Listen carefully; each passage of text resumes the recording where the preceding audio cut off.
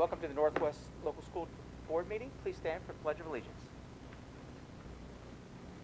Pledge allegiance to the flag of the United States of America, to the republic for which it stands, one nation, under God, indivisible, with liberty and justice for all.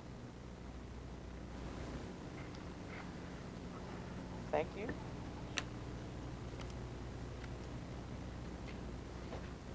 Chris, can you take a roll call, please? Here. Here. Here. Here. Here. Well, turn on my mic. All right, first on our agenda is a CARES Act funding for the state of Ohio presentation.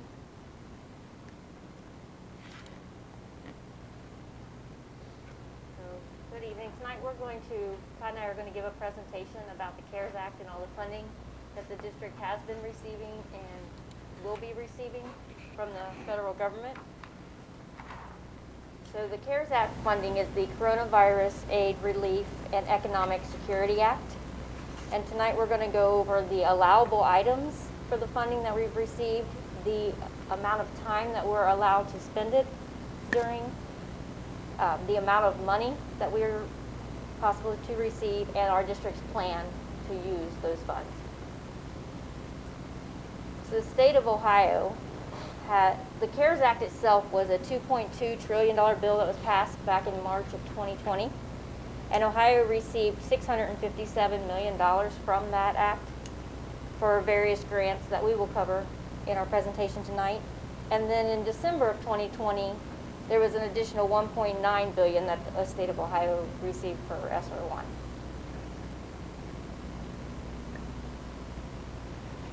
So with ESSER 1, this was the first part of the CARES Act, is for elementary and secondary, I'm sorry, I should have said ESSER 2 earlier, but for elementary and secondary school emergency relief fund, that's the ESSER. And Congress set aside $13 billion for K-12 schools, of which Ohio received $490 million. As a school district, our allocation was $2.7 million, and of that we had almost $300,000 that we provided equitable services to our non-public schools within our school district. So with these, you know, when we do vendor contracts and when most of them go to our parochial schools, these are the parochial schools we serve. Sometimes we wanted to put these up here, and Jenny did especially, wouldn't you say, Amy, so that they would know what schools we do service, because we have quite a few parochial schools in our district. So not only with this first one did we have to use the money for our district, but we had to provide these funds for our parochial schools. So that's why they're up there. Anything else? Most of our allocation for ESSER 1 has been spent. However, some of it is for personnel, so it's timing. The personnel are in place, but they're still working, so the funds will be spent as their wages are earned.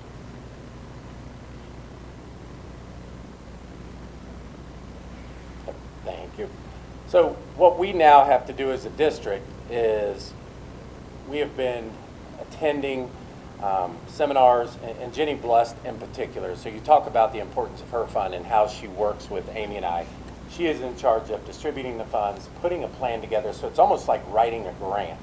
And if you aren't specific with how you write the grant and how you turn it in, the state will not approve the funds. So Jenny's piece in this is huge.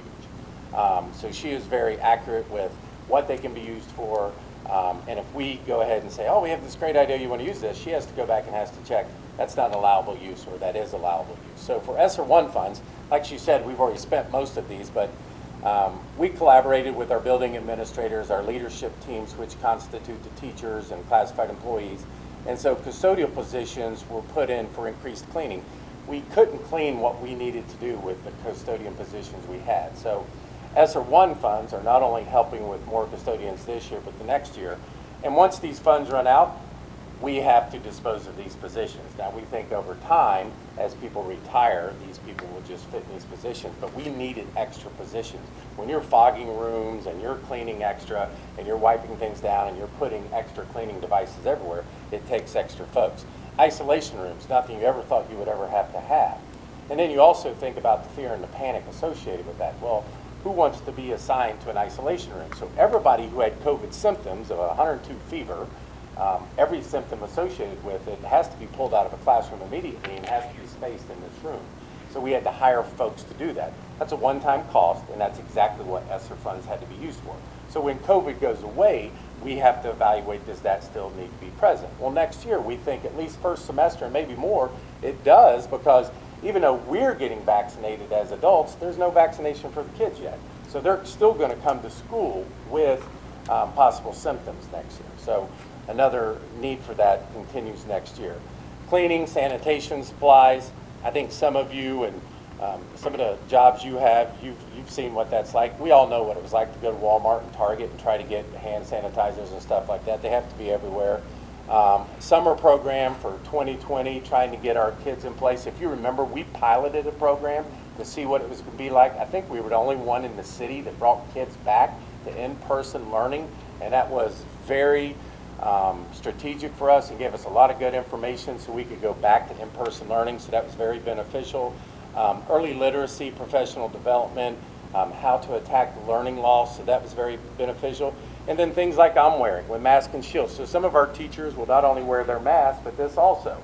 But if they've got 6 feet across from them and they've also got a table between them, think about speech impairment and things like that where kids need to see the lips. So all these things, gloves, masks, gowns. Remember our preschool staff, you try your best to keep 6 feet apart, but these little kids tear their mask off, they're spitting. Our special ed students, it's just different. We change diapers, we wipe kids, we clean trachs. A lot of things that you don't think about. You just think about kids going to school and reading books. Our staff are in harm's way and they do certain things. So all of these things are very important for us to continue to be successful. Other use of funds, our Zoom license. They're not cheap. You had to buy it so we have unlimited access. We can put as many teachers on remote learning as we can for meetings that we can have. Full-time contact tracer. We're a huge district. We're 1,200 employees, almost 9,000 students. We needed somebody besides Kiva who can trace these kids and try to figure out, just to understand for the general public that a positive case comes back. It just doesn't tie up Kiva and our contact tracer. It ties up every administrator in that building because they have to pull the kids' schedule, go to the room, see who's sitting to the right, to the left, behind, what was their pathway, where did they sign out, where did they sit at lunch, and then trace who needs to be quarantined based on where they are. Social distancing materials, tapes and stickers as you go down the hall, stay 6 feet apart. Additional nursing costs, and then you got to pay for subs. And there was no nurses left, so you have to pay for the sub services. So trying to figure that out. Additional middle school teachers to support our remote learning. We had caseloads over 200. That's not doable, so we had to hire extra teachers to make sure our remote learning could occur. It's all out of ESSER funds. Once the funds run out, they're not coming out of general funds. Those jobs just go away. Evening student support programs and increased costs for transportation, obviously, because we're trying to spread the kids out and do what we can. That's been a little bit of cost, and not because without drivers, you can't transport everybody you need to do. Also, and then the next part is Amy's, but it's the coronavirus relief fund. So that, what I went over, is what is the district use of funds. So I didn't do a good job at advancing the screens, but we're on this part now. So another pot of money that was received by the state was the coronavirus relief funds, or the CRF. And so these funds were used to help offset expenses that occurred due to the public health emergency starting in March. The deadlines for these funds extend through December of 21, and the state was allocated $100 million to schools.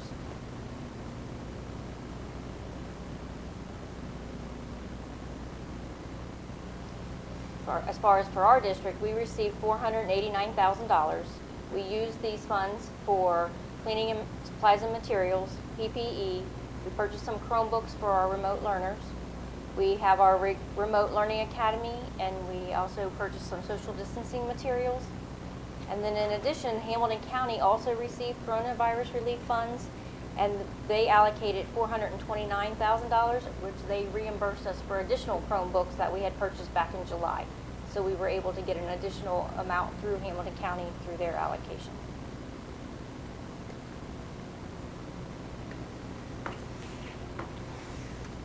The next amount of money was a broadband connectivity grant, and funds were made available for the following. So home internet paid by the district for students, hotspots, MIFIs with a service plan. So this was getting connectivity to the home. So giving like a hotspot like Verizon has, what we can do.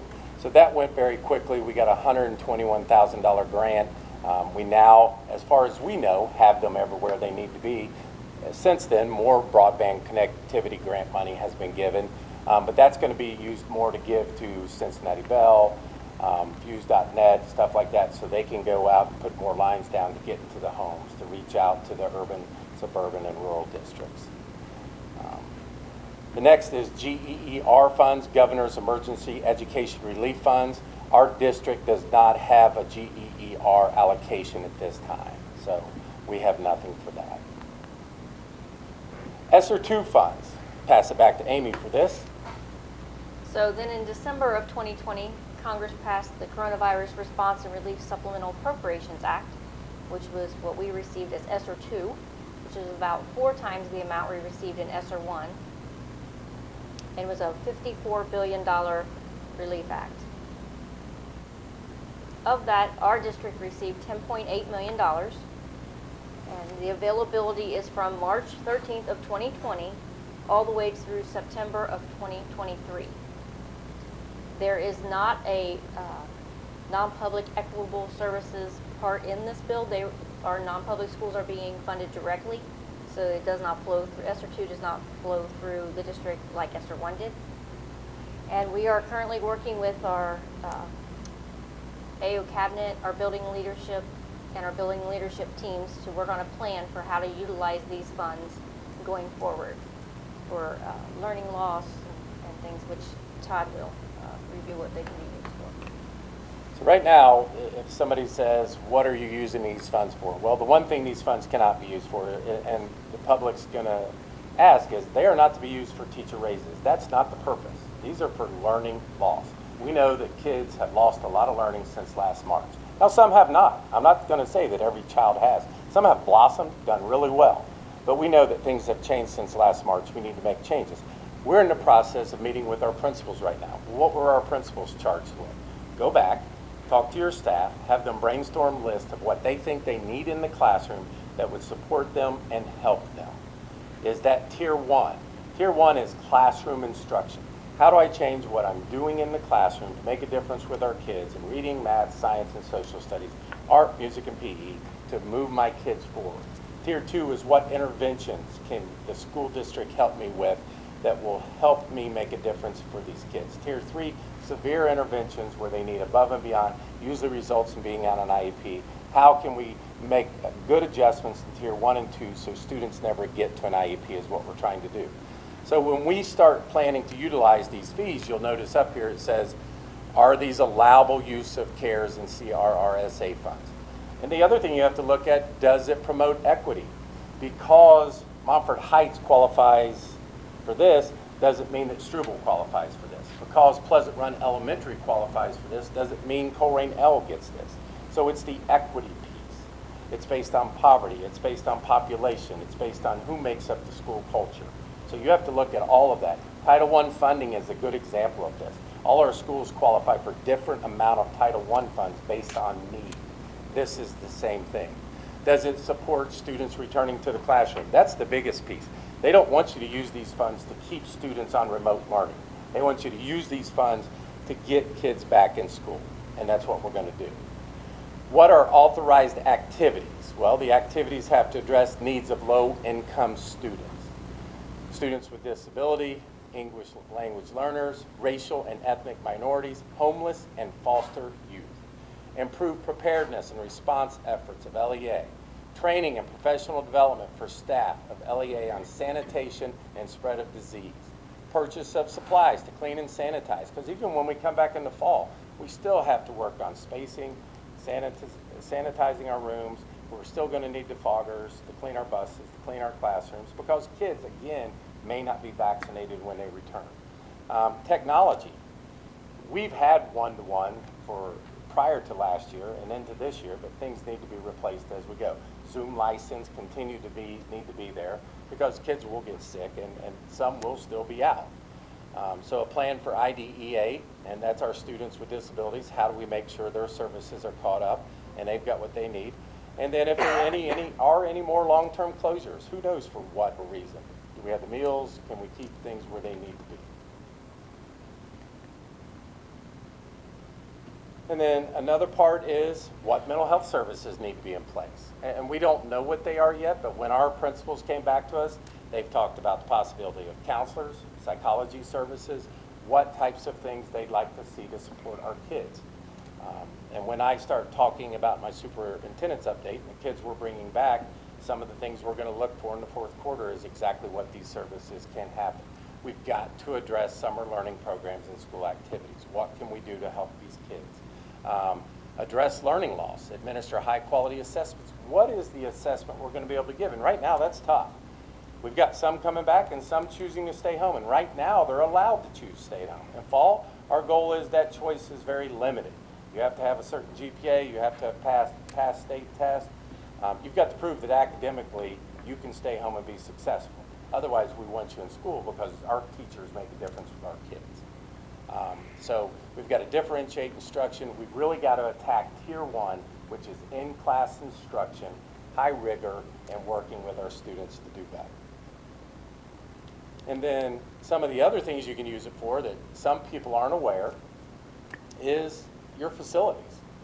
You're allowed to make repairs to enable school operations to reduce the risk of the virus transmissions. There is a lot of research out there that shows HVAC and heating and cooling systems inspection improve your airflow. So you can take some of your older buildings, work on your HVAC and your heating and cooling systems and replace them. So Chris McKee is busy making sure we are evaluating everything we have at our older buildings, making sure they are efficient, making sure they are up to date, because you don't get $10.8 million put at you at any certain time. And that's not the only amount of money we're going to have put on us by the federal government and the state. If you'll notice, we just passed a $1.9 trillion package. So I'll talk a little bit more about what's coming there also. Provide principals and school leaders with the resources necessary to address their individual school needs. Notice it says principals and school leaders. The school leaders are the teachers, so what do they need? Ability to continue to offer existing services for the LEA and existing staff. And so we've also been asked by the governor, so all of a sudden out of the blue, without letting BASA know, without letting your state organization know, the Ohio School Boards Association, he states that he wants a learning and recovery and extended learning plan by April 1, which is, we all need that. I mean, everybody needs a plan. It was just, man, bam, here it is. And so what he asked is, he states this is a once-in-a-lifetime pandemic. Heart's in the right place. Ideally, he is asking for exactly what we need to be. How are we going to address learning recovery, extended learning opportunities, meet the needs of our students? And he's dead on. We do need a plan for this. But part of the problem of what he asked for was, right off the bat, he said, are you going to go to school to end of June? Are you going to extend your school day to 5:30 or 6 o'clock? Are you coming back August 1st? That's just not doable, because you can't just make changes without planning them out, or you're just throwing money and wasting it. So what we're doing right now is getting ready for that plan. So what he said the plan should address are, how will students be impacted? How will schools and districts identify which students have been impacted the most? Well, we've got to come up with a good evaluation system. What assessments can we give that will show where the students are? And right now, that's really tough. If you think about it, our remote students are at home, our in-person students are here. We can get a good feel for where our in-person students are, but believe it or not, some of our remote students are having some of their tests read to them. Parents are just being helpful. I don't think they're being mean or dishonest. They just want to help their kids. But when we give tests, you can't read it to them. You can't help them sound out words. You can't walk them through something or reread something to them. So we need honest, good data. Really, in reality, the fall is probably when we're going to get that best result when they return. So once we get that data, how do we use it? So we need needs assessments. What approaches can we take? What partnerships do we need? Educational service centers, technology centers, libraries, museums, after-school programs, civic organizations. What alignment do we need with other school districts or school plans? So it needs to include all of this. So in his plan, and his learning and recovery and extended learning plan, he wants us to identify academic needs, approaches to addressing academic gap filling. So whatever gaps exist, how will we fill them? Approaches to identify social and emotional needs, which is going to be huge. There's a lot out there. You know, we've got a lot of complaints as to why we brought some kids back to school. We've got A and B students who are now B and C or C and D, and part of being in school is the social engagement you get and the relationship you get with a teacher. And a teacher might walk by and say, you know what, you handed this in. This isn't Jim Detzel quality work. How about redoing it and giving it back to me? We don't have that at home if you're a remote learner. They're just handing it in, and you're not getting the push that you normally do. That relationship between a teacher and student is huge. So those parts are missing. And then you take away the social engagement of kids passing each other in the hallway. They haven't been able to see each other, not getting to do things on the weekend, not getting to hang out with each other. All they have is basically this or an iPad or something else. It does take away from some kids who live for that interaction. So you've got kids who aren't coming back to school right now on the high school level because they're the moneymaker in the family. So they've gotten jobs and they can't come back because they're working every day. You've got kids at home right now in high school who can't come back because they don't have transportation. And if their buddy who lives next door to them is not coming back, they can't come back. So that affects them. We've got kids who parents won't let them come back because they're still worried about COVID. And they know on the list of when I get a vaccination isn't till May or June. So they don't feel safe with the kids coming back. So you got all these things tying into their social and emotional needs, and it's going to affect them. So what are your professional learning needs? Got a lot of work and PD we've got to provide for our staff. What are you going to do in the summer of 2021? What are you going to do in the summer of 22? And then these funds ideally have to be spent by 2023. On top of all of this, we have the 1.9 trillion that just passed. And what we're hearing is it will be 2.5 times the 10 million we just got. And so it's a lot of money, and it's a good thing, but it's how do you best use that to better our kids? And that's what this is all about. And to sit here on March 8th, don't have all the answers, but I can tell you we're collaborating. We're collaborating with our staff. We're collaborating with other districts. This isn't about going out and buying computer programs that have eaten our kids alive since last March. This is about providing professional development for our staff, working on Tier 1, working on Tier 2, and providing social and emotional supports for our kids to make sure we get them back where they need to be. But I think the one thing that we want everybody to remember is we've got to find a new way to motivate our kids to want to be back in school. They've gotten kind of comfortable right now. And it's fun sleeping at 8 or 9 in the morning. And it's fine. It's time to get them rejuvenated, to come back to school, get engaged, get involved, and want to be back here. And our teachers are good at that, and their relationships is what makes them good at that. And I mean, I think we can do that. Amy, anything else you want to add about the funds? And Todd, yeah. what is the actual start date for next school year? Have we moved it back into September? No, it's or mid-August again. We moved it back up so we can get more days. We just have to say, look, this is what we're doing. We're all coming back to school. You know, everybody get on board.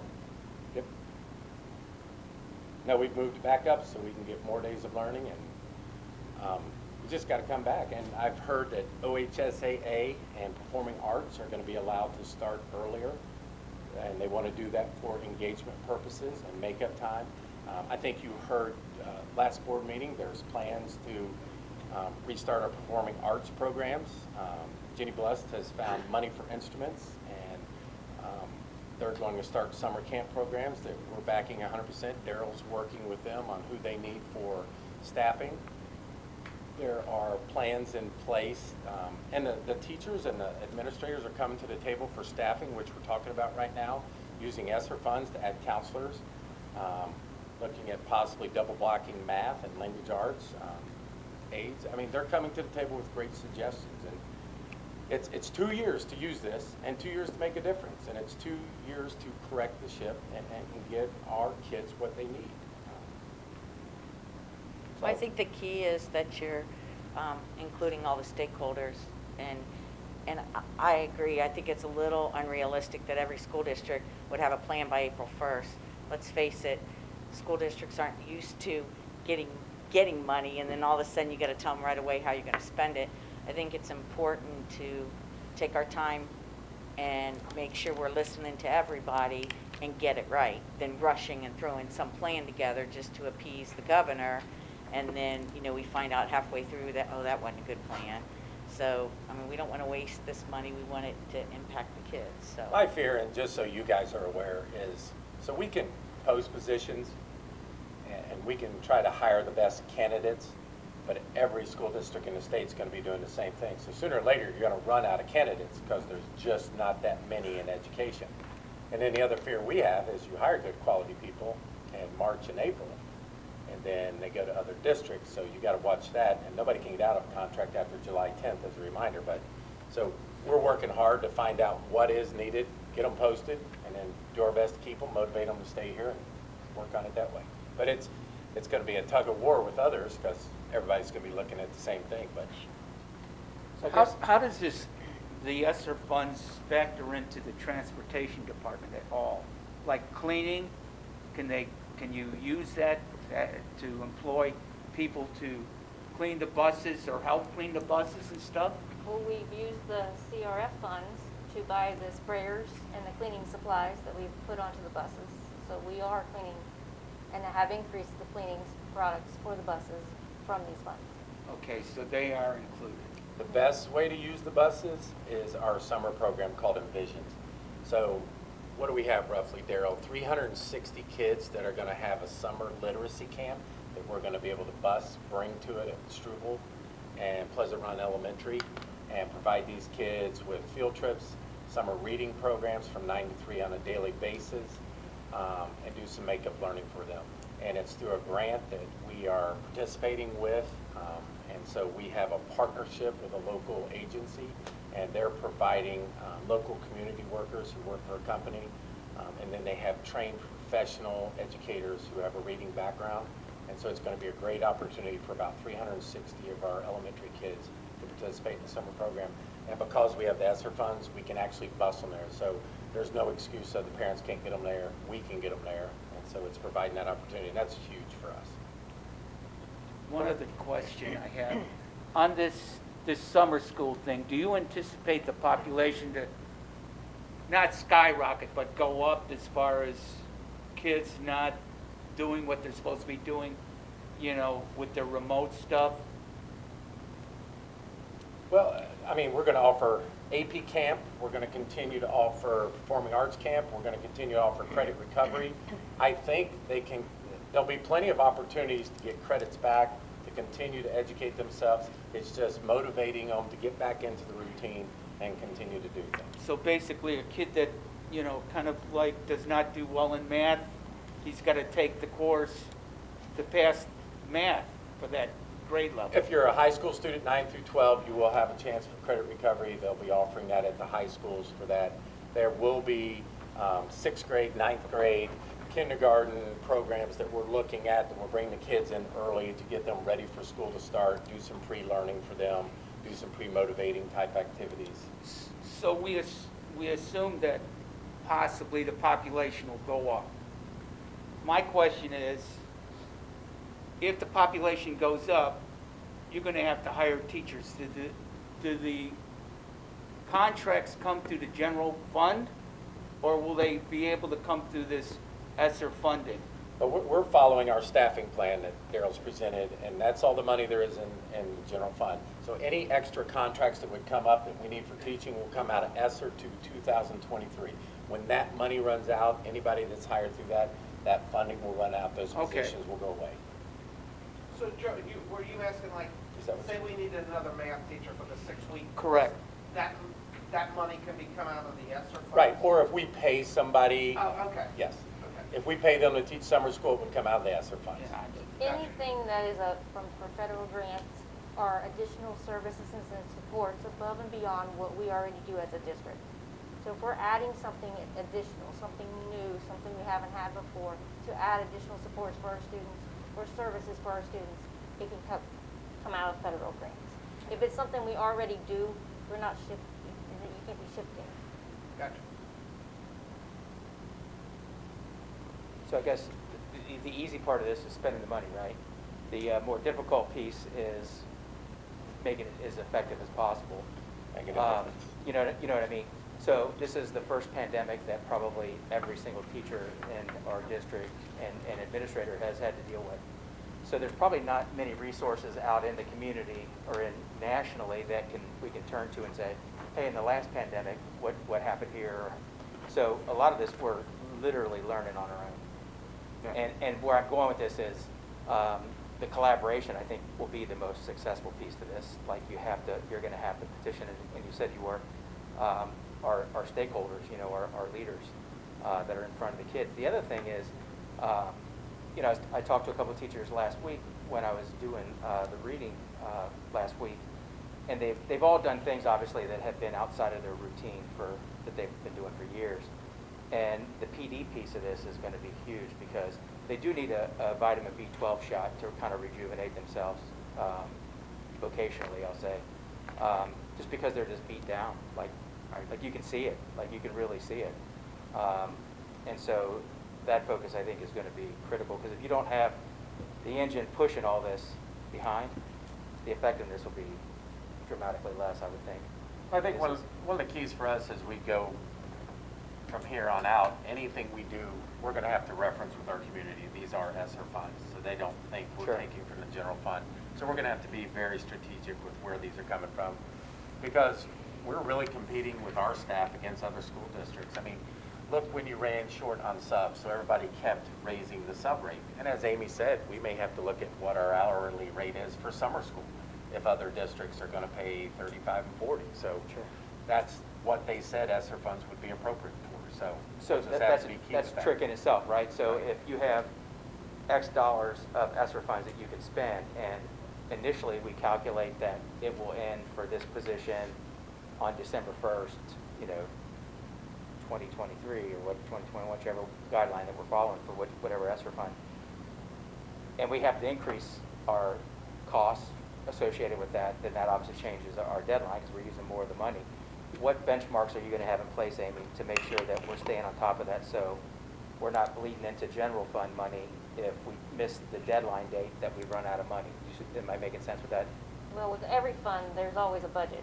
So there's always Sure. a budget up front. So if you can't spend more than the budget. And then also with federal grants, you have to spend the money first and get reimbursed. Sure.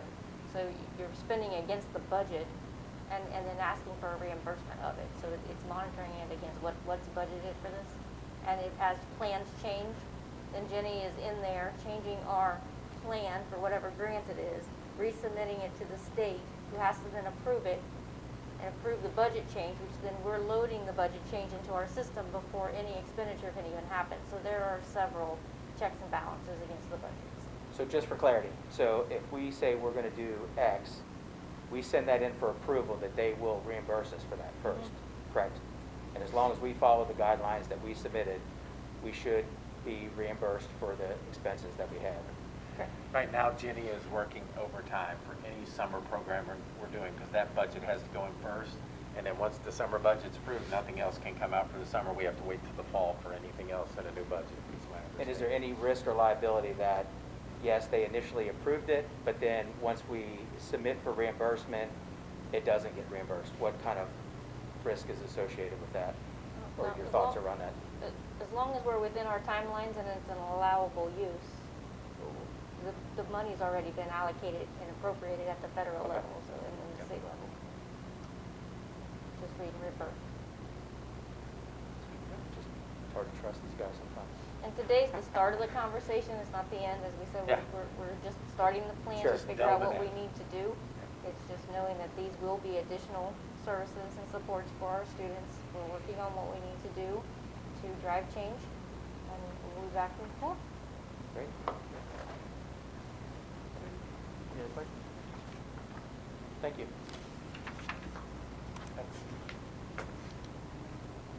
Next on the agenda is legislative updates. Mr. Teesdorf? Okay, a couple things I have is the Ohio House on March 4th passed House Bill 67 by a vote of 93-1. That has to do with exempting schools from the requirement to administer the American History End of Course exam, flexibility on the administration of state assessments, lengthening the test windows, and extends the use of final course grades in lieu of end course exams through the 23-24 school year.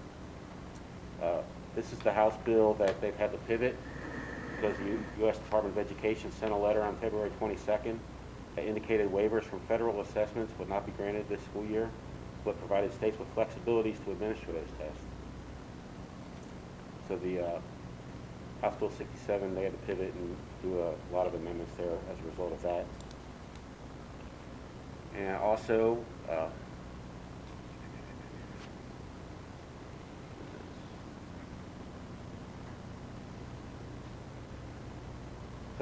Governor Mike DeWine released the executive budget proposal on February 1st, which was subsequently drafted into legislation as House Bill 110. And this has to do with state funding for the school districts. And currently in the House, if I'm understanding this correctly, so they want to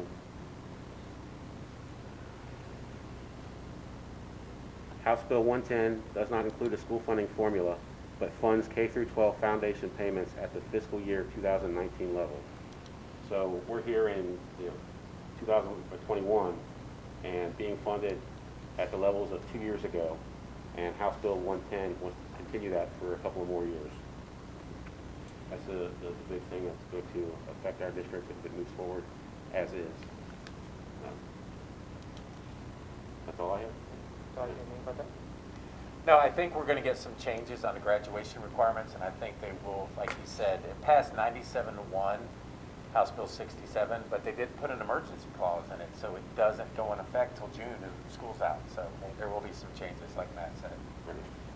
So what do we as a school district, what's the difference between state testing and federal testing? We require 2 more tests than federal does. So if they would have waived federal testing, we could have got rid of the majority of tests. Okay. But they're still working on the testing that we, still required to do. We can get rid of a couple of senior tests, extending right? the time frames and so forth Right. and things like that. Right now, they're working on graduation requirements, so if they could alleviate all testing requirements for seniors, then they can just focus on certain things and get their seals and graduate. So it'd go back to like it was last year, Right.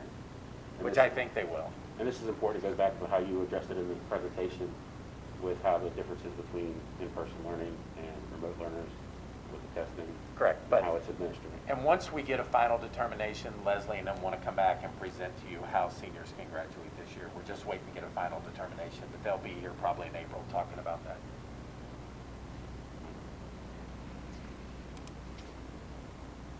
Student Achievement Liaison Report. Take a quick drink, because I have a very long list. This is exciting. I wish we could see him in person, but I don't think it's that far away. So we'd like to congratulate 46 Northwest Local School District students from both Colerain High School and Northwest High School competed in the Virtual Health Occupation Student of America, might hear it as HOSA, regional competition. Of the 46 students, 35 ranked in the top 10. In the top 10. Students who ranked within the top 4 qualified to move on to compete at the state level. The following 13 students competed and qualified for the State Leadership Conference for HOSA that will be held in April. For community awareness, 4th place from Colerain High School, Devin Shelton, Max Spitzley, Deshaun Stewart, and John Wilson. For creative problem solving, 2nd place, all 3 from Colerain High School, Josh Mason, Isaiah Montgomery, and Shannon Murray. Creative problem solving, 3rd place from Northwest, Chloe Albertson. From Colerain High School, Tamar Battle, and from Northwest High School, Michaela Radford. 4th place in physical therapy, DeShayla Jackson from Colerain High School. And 4th place in public health, both from Colerain, is Allie Diakate and Michael Heesey. If I pronounced any of your names wrong, I do apologize, but I want to congratulate all 46 that competed and represented our district very well in the competition. So now we'll move on to our student athletes. We have state qualifiers. First time in school history, Colerain High School girls bowling team, coached by Jenna Cauldron, who is also a Colerain alum who qualified for the state tournament as an individual. Members of the girls bowling team, Lauren DeWald, Paige Gear, Ruby McInich, Isabel Snyder, Sarah Harris, and Kaylee Lawson. So congratulations for qualifying for state girls bowling team. Colerain High School swimming, Lauren Clifford, sophomore. She qualified for the state swimming finals. Here, this is the second year in a row. She qualified in the 200-yard freestyle and the 100-yard backstroke. She finished 9th place in the 100-yard backstroke, breaking a school record. So congratulations, Lauren. For wrestling, we have seniors Jacob Brewer and Mawali Nevis. Junior Tim Smith qualified for the state wrestling tournament this weekend in Columbus. This is Tim Smith's second year in a row qualifying for the state tournament, and Jacob and Mawali's first. Jacob and Tim were both sectional champions.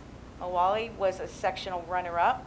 Tim was a district runner-up, and Jacob and Mawali both finished in 4th at district. So congratulations to all of them and wishing them all the best of luck at the state meets. Northwest High School. We have a state qualifier, McCary Harden, a junior. Congratulations to him. We have 3 sectional champions from Northwest, Bobby Green, Gage Starlett, and McCary Harden. We have 6 district qualifiers, Bobby Green, Gage Starrett, McCary Harden, Kamari Harden, Randy Cox, and Deacon Johnstone. Deacon's just a freshman, so congratulations to all of them. The Northwest High School boys basketball, 2 first-team All-SWOCA.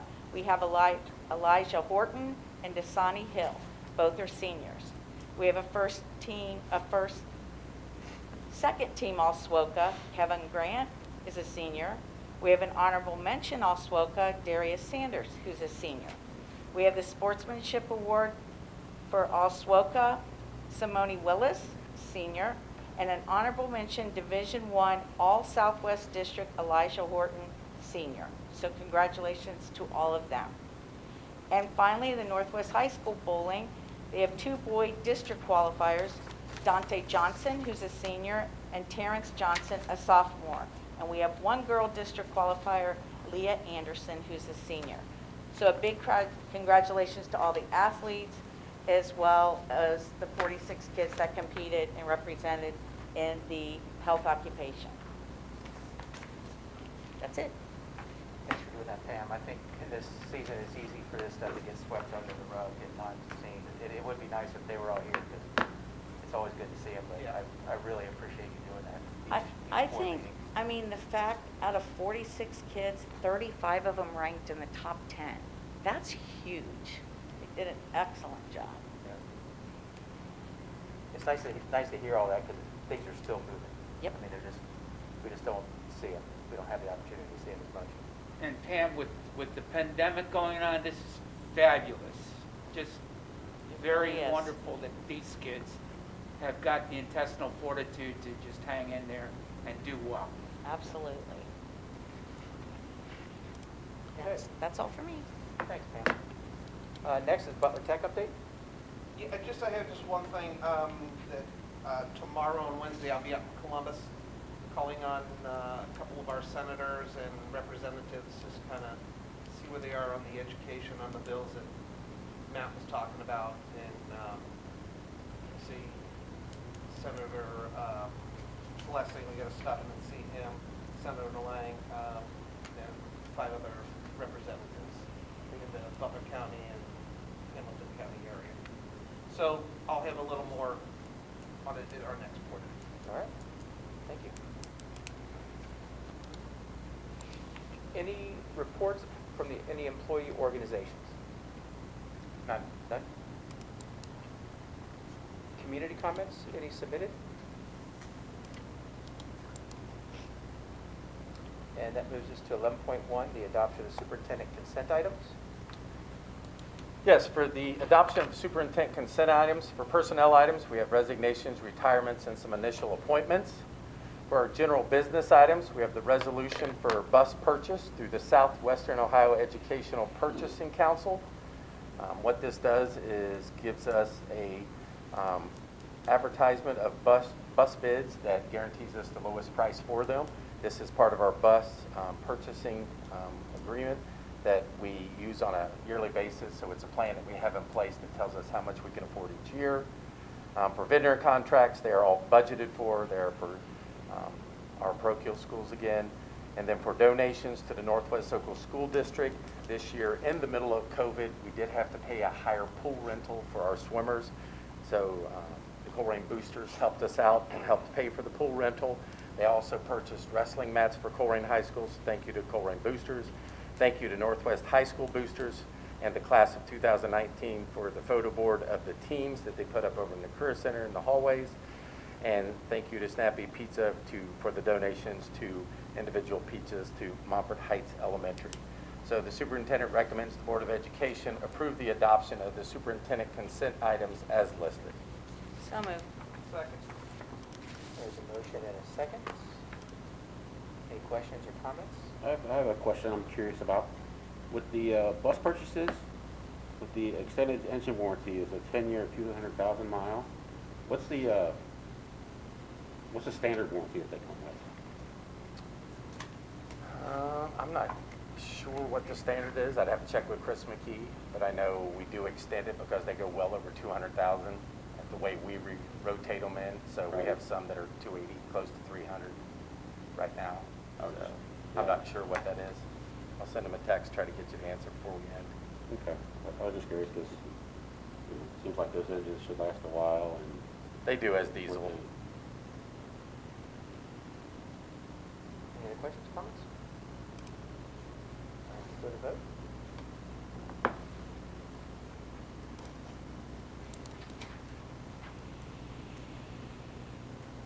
Your consent item passed 5-0. Next is Amy Wells for approval of fiscal consent items. So for our fiscal consent items tonight, we have our regular meeting minutes from February 22nd to dispense with reading of and approve. We have 4 then and now certifications over $3,000. These were all for nursing services, one for our nursing subs, for our general nursing in the buildings, and 3 for our isolation room nursing services back in the fall. And then we have our quarterly appropriation resolution for $143 million. $347,000 is an increase to the general fund, and this is because we had almost $500,000 worth of an increase in our deduction from the state for expenditures for our students attending elsewhere. These are students that may move to the district and start attending a charter school, open enroll out, have a scholarship or a voucher, and so we just find out about them through those non-public schools, or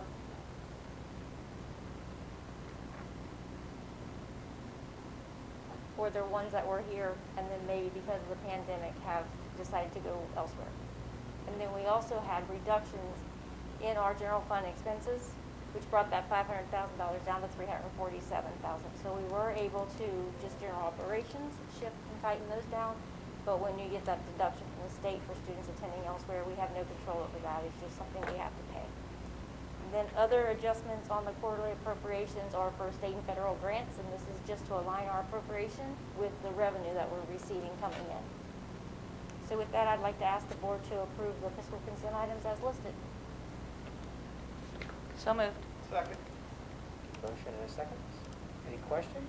Just real quick, and just to reiterate, Amy, from year to year, we just don't know until we know to find out, you know, how many kids might be going elsewhere, whatever, and that money gets taken away. Correct. from us. We do budget based on trend. Right. So we look to see about how many are going, and then at the beginning of the year, when we were working on the forecast, I did ask, you know, because of it being the pandemic and a lot of remote education happening, how are we looking? And I was told it's just being consistent. So when we were doing the forecast and the budgets, We were expecting it to be on trend.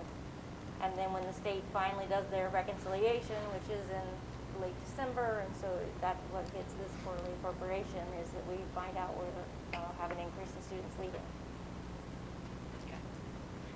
Thank you. Okay.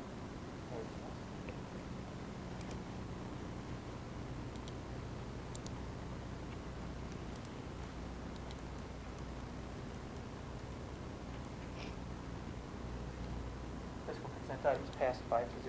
Thank you, Amy. That brings us into the superintendent's update. Yes, so I did want to make one clarification before I get into my update. The Envision Summer Program will be at Struble and Taylor, not Pleasant Run and Taylor. So it's Struble and Taylor. It is 300 kids, and it will be run by our employees because with COVID, it's hard to get volunteers, so looking forward to that. So as you know, Wednesday, March 10th is round 2 of our vaccinations. It will be from 12 noon to 5 p.m. at Coleraine High School. We will administer over 1,000 shots. Daryl, I believe it's 1,001? 1,001. Round 2 shots of Moderna, and what they have found with round 2 is it has been found to have a little bit more of a potent side effect, as has the Pfizer vaccine. So we will have a remote day of learning for our students on Wednesday and a non-learning day on Thursday because of the adverse side effects. Friday is an in-service day for our staff, so there is no school Friday. So I am pleased to report that since we are getting our vaccines, and we will be officially vaccinated and safe to go approximately 12 days after on March 22nd, that we found that after surveying our remote parents that 670 remote students will be returning to school March 22nd for in-person learning K through 8. Our teachers and administrative teams will welcome our students back to school now that we have the vaccinations and have been fortunate enough to get the vaccinations while there's still others out there who are just now getting them at 60 years of older and who have not yet received theirs. We do not take our responsibility lightly with getting the vaccinations, and we look forward to our students returning to school. Class sizes will not fluctuate that much, with some classes only changing by 1 or 2 students. Maybe 3, but we are doing our best to not disrupt the remote learners, and their teachers are trying to bring back the remote learners by keeping them together as much as possible. So what I mean by that is we'll try to bring them back in groups if we can, because there are different spots when they come back, but there'll be some instances where we can't, but we'll try to do as little disruption as we can. And then obviously we will try our best not to disrupt the remote learners because they've gotten used to that same remote teacher that they've had the entire time also. So we're looking forward to that. For the high school level, grades 9 through 12, we have roughly 126 to 130 students returning to in-person learning and students changing bells. We'd like to have seen more, but it is what it is, and we're excited to have them come back. They will be changing bells, going to 7 bells, with Wednesday staying a remote day, so they are returning also. We will continue to do our best to keep students at a safe distance, understanding that they could be 3, 4, 5 to 6 feet apart in class and in the hallways while striving for 6 feet at all times. But as the CDC has said, with or without the vaccine, it is safe to return to school at 3 feet. We will still enforce our quarantine guidelines until further notice, especially with more students returning to school. We are at over 80% of our staff receiving the vaccinations, and the number continues to rise. We have continued to vaccinate people who missed the first time that we offered them. Remember, there was a snowstorm that night, so we've continued to offer those spots. And right now, anybody who has changed their mind or wanted to wait until they saw what the reactions were, they can continue to go get them, because anybody who falls in 1A, 1B, 1C can go anywhere and get them. Students and staff will continue to be our #1 priority, and their safety. Our parents can look for a letter to come home in the next couple days from their schools discussing the changes for in-person learning in terms of the number of students, as they want to stay transparent, as we want to stay transparent with our communication and what we're doing. So we are very excited for everything to return to as normal as possible. We are going to wait for Millette to give us an answer since the governor came out with his statement last Thursday where he's trying to reopen as much as possible. We know for sure it's 25% attendance capacity for indoor facilities. It's 30% for outdoor. So that's at an outdoor stadium, 25% if you're indoors. So Xavier, UC, Millette. Millette will not give an answer yet. They are evaluating the situation. So we expect by the middle of March to the end of March. So we're going to wait to that very last minute. But our backup plan is our football stadium at both schools. So we'll see how many we can fit at each. We don't even know what it does to the walk across the stage ceremonies, because some people have still expressed an interest that they like that better than getting together with a big group. So does that have to stay at 10? Since it's in an auditorium, can it get bigger? So we're still waiting on clarification for that also. But prom can go on. It no longer is limited to 300. We were a little worried about Colerain because we know theirs will be over 300. Northwest will not. They no longer have to worry about 300. You are allowed to dance. You are allowed to eat at prom. You are allowed to have banquets or buffets.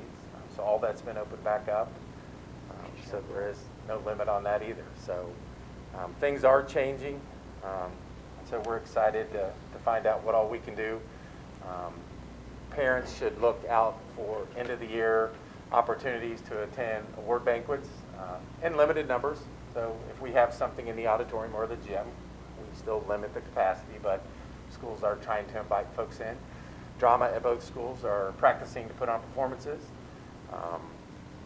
Performing arts can do the same, so there are no limits on what they want to do. If the sponsor wants to put something on, they've been told to go full force ahead and go ahead with that. So we just have to monitor how many can come and watch. That's the only restriction, and that's not our restriction. That's the governor's. Matt, in response to your question, it's a 5-year warranty or 100,000 mile, and then major engine repairs or replacement cannot exceed $25,000. Thank you. I got a couple questions. Yes. The first one, with roughly almost 800 students coming back, so how many teachers will be coming back? I don't have the exact number of teachers, so we still have a bunch staying on remote, but we're only moving them back to keep the numbers as close as possible. We are bringing back some classrooms, so we have classrooms in each of our buildings, so some teachers will just slide into the classroom, bring back 12 or 15 back there, but no real big numbers are coming back. We shouldn't, some classes won't even get back to 20, so they'll stay at 18, 19. So some of our smaller schools, MHE, CE, will be around 19, 20, 21, but it shouldn't be much more than that. And then the teachers that are still remote, I mean, will some of them, like, what's their numbers? Are they real low, or will they be real low? They should basically stay the same, but if they stayed low, some of them are going to come back and team teach with them, so they've been really good about just switching back and forth. Nothing extravagant. Each building is still developing that response plan, so we'll know more over the next few days as they finalize that and we figure out who's coming back, who's not. So the numbers will fluctuate a little bit, but it's not going to be significant. No. It's very doable. Teachers have been great switching back and forth, volunteering too. Administrators have been working well, getting them back in.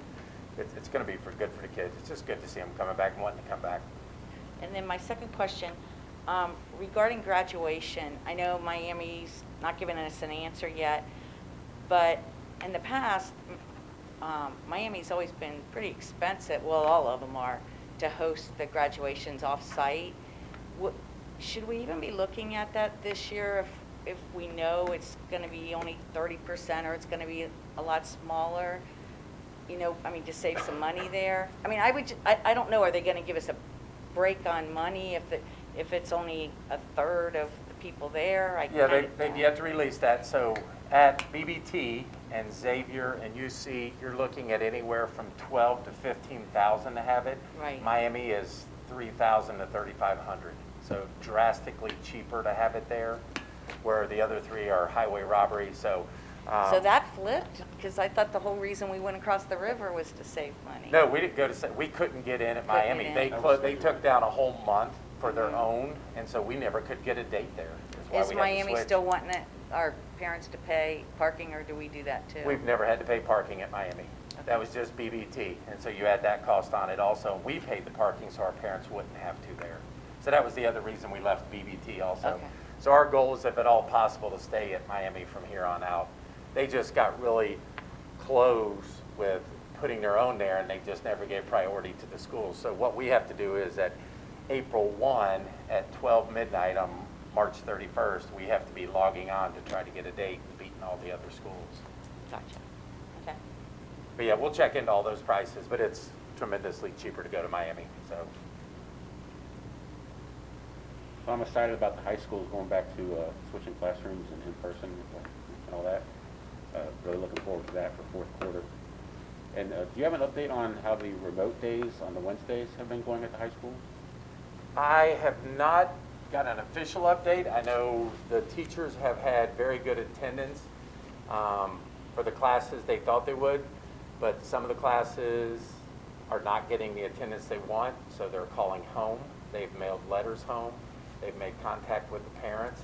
And some of the attendance is not approving, but overall, majority of the classes have been around 80 to 85% in the classes they thought they would, which is your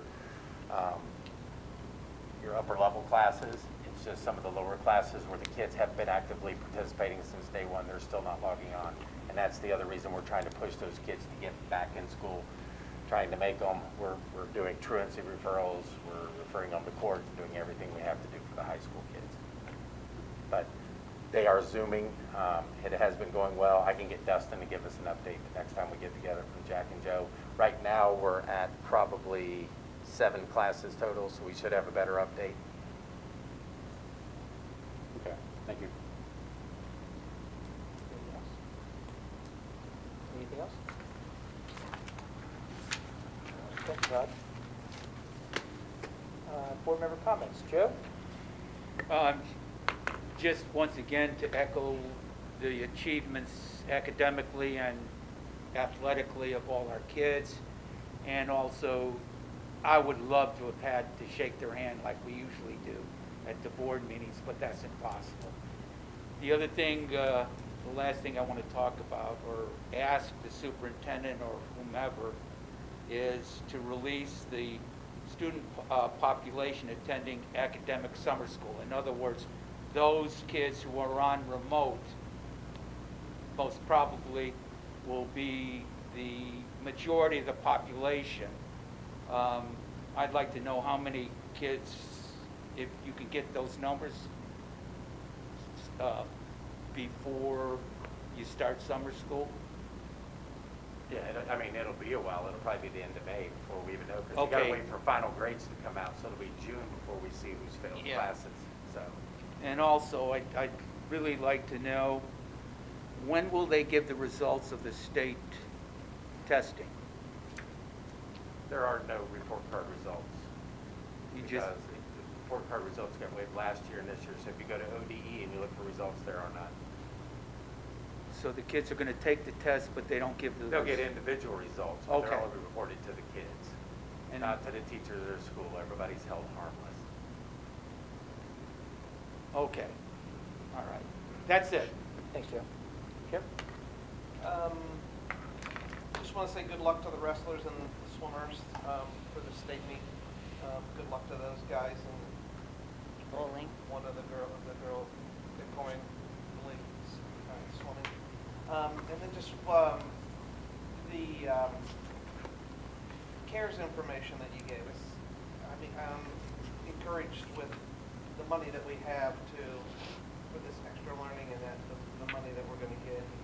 You know, $10.8 million, you think that's a lot of money, but that goes fast.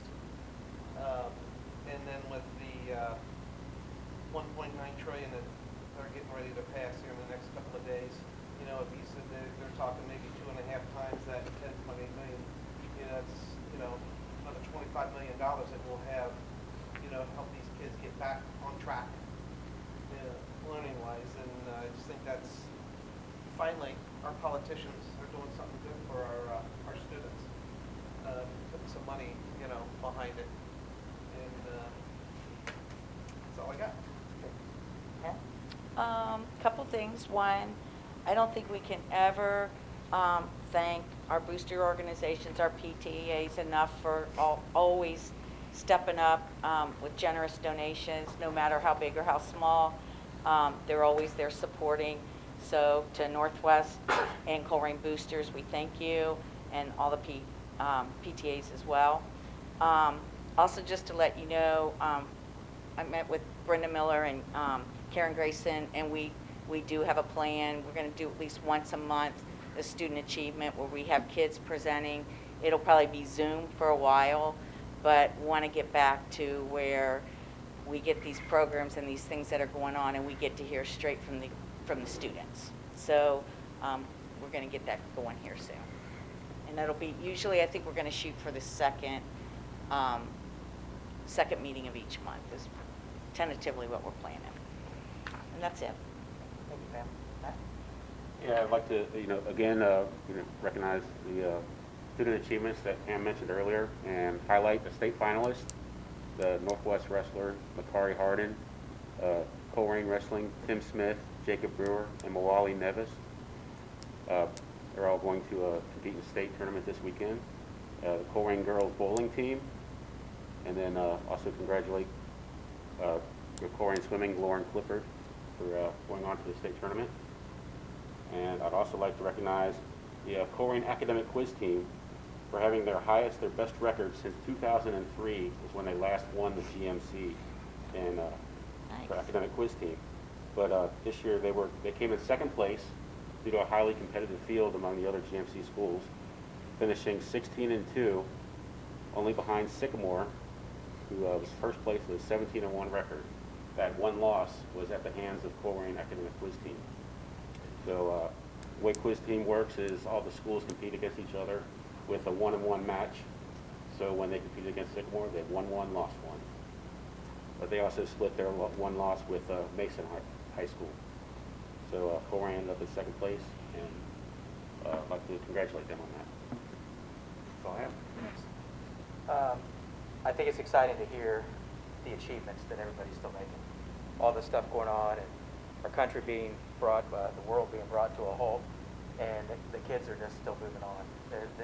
It's hard to hold them guys back, so that's outstanding. I got a page today about ACT tests coming up, and I sat and kind of pondered on that. It'll be interesting to see how the results come back in the middle of a pandemic, how some of our placement testing goes. So if we can get some feedback on that when that happens, that would be great. I got an opportunity to read last week at Montfort Heights, and it's the first time we've been able to get in front of the kids. And man, I tell you, you really miss these guys. The class that I was in was just an exceptional group of kids. They were so much fun, and they all had their masks on. And I got to thank them for being such good participants during the pandemic and keeping their masks on. And they were really excited, and just it was neat to actually kind of get in that field again. And I just want to thank the teachers again. I talked to several while I was there, and you could see the exhaustion on their face. So hopefully, as we get these funding opportunities come our way, we can push resources back their way to help revitalize them and get them back in the game. And I just want to wish everybody happy Vaccination Day coming up. Have, I guess, Tylenol on hand. And I just pray that everybody is safe through the injection. And Joe's claiming to be the one that's just over 1,000. He's the 1,001. And that's why I'm going to get that lollipop this time. Yeah. Atta baby. So, Did you hear they lowered it from Thursday, it goes down to 50 now? It doesn't be so now anybody 50 anymore. yeah, We're going to get And that weather report's looking better this Wednesday than last time, right? this time. So they're going Yes. to flip-flop it. Yeah, okay. I heard, and this, probably shouldn't even say it, but they said that if the vaccination rollout is as good as it's going right now, they said we could have a really good push toward herd immunity in the next couple of months, which would be, man, if that could happen and we start our next year off with that under our belt, that would be such a relief, such a relief. So that's all I have. Thank everybody for joining our meeting. Again, if you have any questions, concerns, you can submit them online, and we will read them and address them as they come in. Stay safe, and if there's anything we can do, please reach out to us. Thank you so much.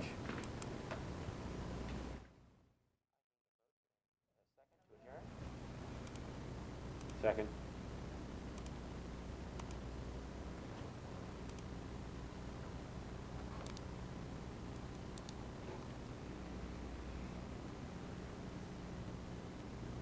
Great. We're all in agreement. Meeting's over.